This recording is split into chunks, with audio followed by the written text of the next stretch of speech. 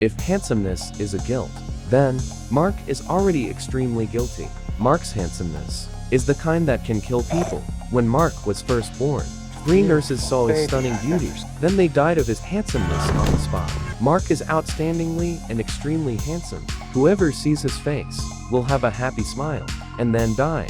Soon the news that Mark's handsomeness could kill people had been fully spread in the town. People all didn't dare to look at Mark's handsomeness. To have a peaceful life, Mark's family left their hometown and moved to other town.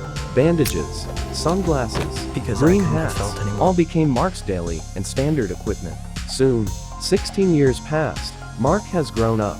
His parents are concerned that he cannot go to school, cannot find girlfriend, and looking for job in the future is also a problem. So his parents find out a medical expert is very professional. He can cure all kinds of difficult and miscellaneous diseases. So they go see this medical expert. The expert is in his 60s. Mark tells him his own story. The expert has never heard of such a thing, that a man's handsomeness can kill people. This is ridiculous and impossible. How could this be possibly true? So he lets Mark take the bandages off. Mark does it, and the result is predictable.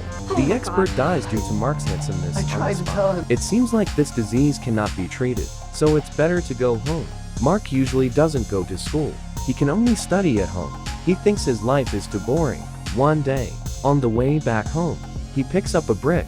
It will be of great use later on. Jack is Mark's only friend. Usually they play games at home. Here's a test for you guys. What game do they play? What are the names of the 2 fighting characters? Put your answers in the comment section. In the USA, kids get mature early. You are gonna be a joke if you were still single when you were 16. Jack is very good at hooking up. He is a good wingman too. On Valentine's Day, he asks a girl out and gives her up to Mark. The girl is a little bit shy, but still thinks it's kind of fun since Mark wears bandages. 2 people start a conversation in the dining hall. Mark talks about something off the wall. The girl totally shows no interest. Therefore, Mark pulls out his Sunday punch. He gives her a gift. It's an embroidered handkerchief. A boy playing with embroidery. So weird. This doesn't really matter. Since Mark adds, you can use it to wipe nose and saliva. A bully approaches at this moment. He is the ex of the girl. Everyone knows he is a local punk at a glance. He is definitely not kind. He says sarcastically to Mark after seeing his bandages, "You aren't the legendary boy that can kill people when others see your handsome face, right?" Mark doesn't dare to admit. Then, he is bullied. Mark's face gets pinned to the table by the bully. He really want to remove his bandages. Actually, killing the bully with his handsomeness only takes few seconds, but Mark holds back. Fortunately, dining hall's clerk comes to stop this chaos, and the bully leaves. But Mark is like a drowned mouse. The girl wants to leave as well. Mark asks, "Can I date you next time?" The girl only replies, "I'm sorry." Mark's first date is ruined like this. Mark thinks it's all his face's fault, so he wants Jack to pick up the brick and hit his face with the brick. Once his face is ruined, he will no longer be handsome, and probably no one will die due to his handsomeness. Jack throws the brick at his face. This makes Mark's nose bleed. Mark goes to hospital to check his nose. In the waiting room, he is regarded as a bandage freak. Everyone looks at him. Mark meets a girl here. She passes Mark a book to cover his face. Mark is in a bad mood. Failed to ruin his face. He goes up to the bridge and intends to commit suicide through jumping off the bridge. At this moment, a girl walks by. The one he coincidentally met in the hospital. She says, "If you really want to jump, go find a higher bridge. Jumping off from here is not gonna kill you." Then, 2 of them start talk. Mark says, "My world is totally dark." The girl says, "That's right. Remove your sunglasses and it will not be dark again." Her name is Jenny.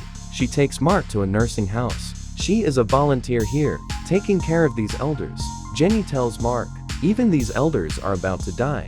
They still cherish their lives. To live toughly is the most important thing. When they are on their second date, they go to store to buy all the chocolate beans first. Then, pour them all into the tub. Each sits on one side of the tub.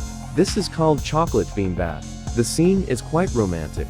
2 people start exchanging their secrets. Mark says, "I have bandages on my face because my handsomeness can kill people. Actually, I'm the only one in the world that got triple kill at birth." Jenny tells her secret. "I have a weird disease. I cannot be happy, cannot be sad neither. Since once my mood swings, My heart will get big fast, and I will die at any time. Both of them are sick, so they understand each other, compassionate each other. Their affection gets deeper. They go to movies together. To lovers, cinema is a good place. They start an odd match there, namely, watching film and drinking water at the same time. After the film, Mark brings Jenny home. Jack happens to make a video call. Jenny says hi.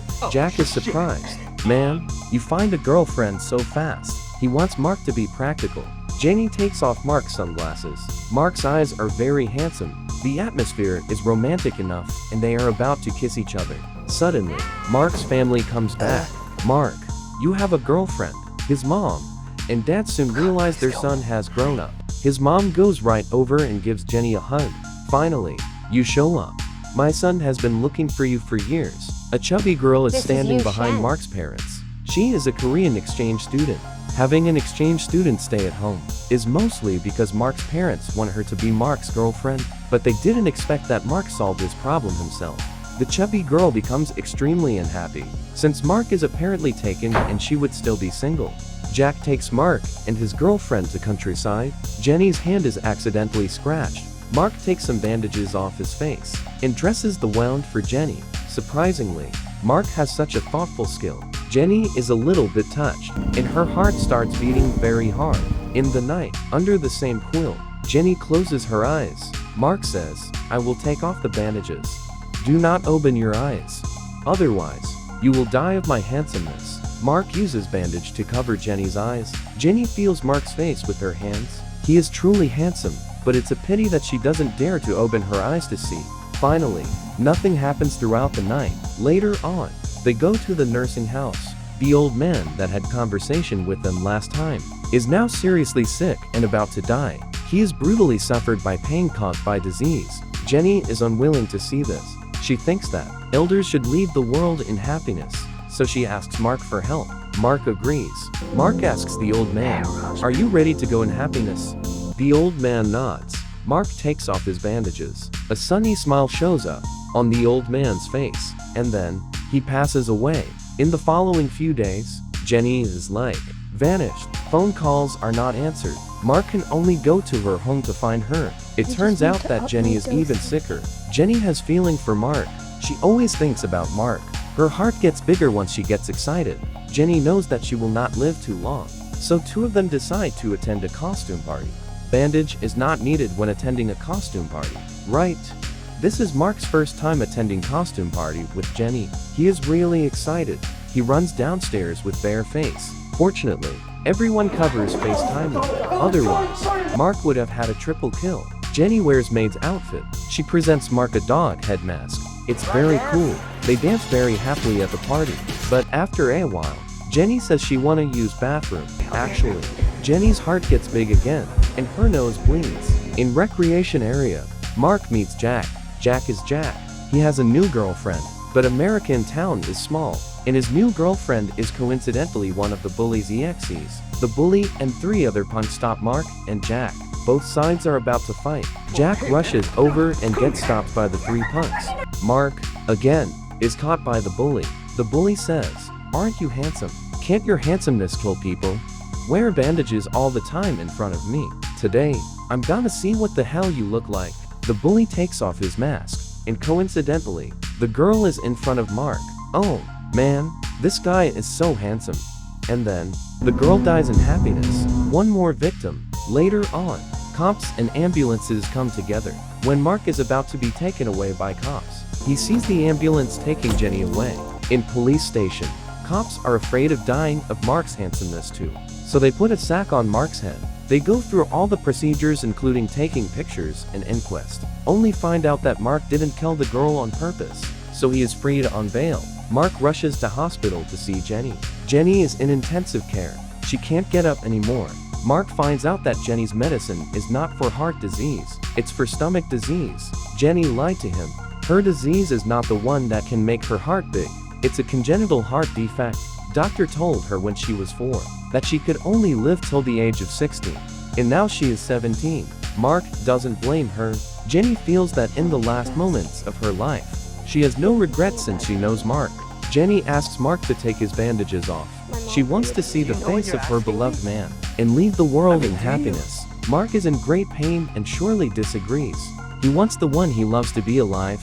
Mark leaves, crying. He feels it's all his handsome face's fault. So he picks up the brick and hits his face hard. Once, twice, 3 times. His family rushes over to stop him. Mark yanks off his bandages. His family's cat coincidentally passes by and sees Mark's face. The cat dies right away.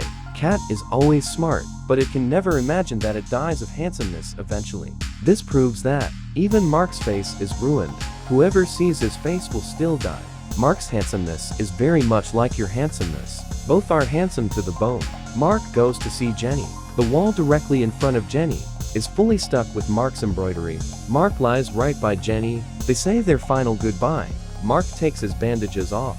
Jenny opens her eyes. Finally, Jenny sees Mark's handsome face. Mark sheds tears, and Jenny leaves the world in happiness. In the following days, Mark doesn't give up on himself. He posts his experience online. Soon, he gets a lot of supporters. Mark has a career too, namely, euthanasia for the suffering patients, sending them off for the last ride. Maybe a job from God. This is Mark's story.